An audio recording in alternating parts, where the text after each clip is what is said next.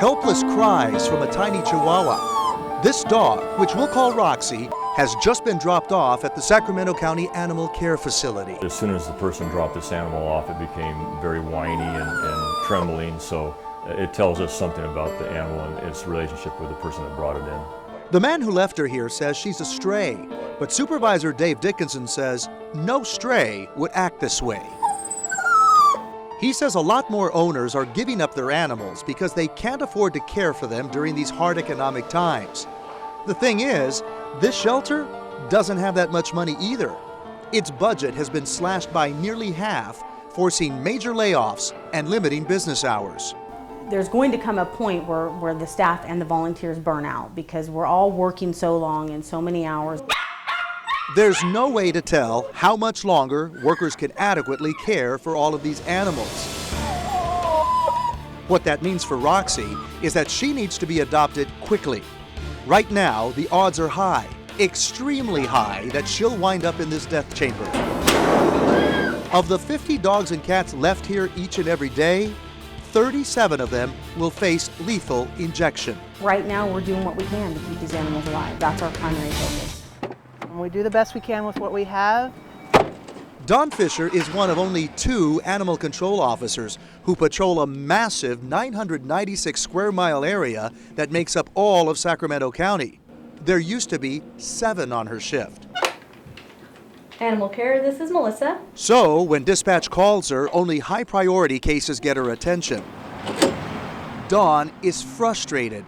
She says this shelter used to be one of the highest rated in all of Northern California, and now it's in the doghouse. Our response time was within a few hours, a lot of times 45 minutes or less. Now you're lucky if we're there, in 4 or 5 hours, sometimes 2-3 days. Last year, 8,400 calls flooded into the shelter. Now, there's no way that many calls can ever be answered. 8 days have now gone by since Roxy was abandoned, and unfortunately, she's become more aggressive. Attempts are being made to rehabilitate her, but remember, resources are thin. With that clock ticking, will Roxy be able to avoid death? Manager Tara Diller says this job can be emotional. There's mornings that I come in here and I hear the animals crying and I hear the animals howling, and I absolutely have to turn a blind eye and go directly to my office and just have my own time that day. But that doesn't happen a lot. She is often needed to help clean kennels and feed the 400 animals here. It's a job 14 people used to do. Now there are just 4. While Tara says the community is pitching in by volunteering and raising money, it's still not enough.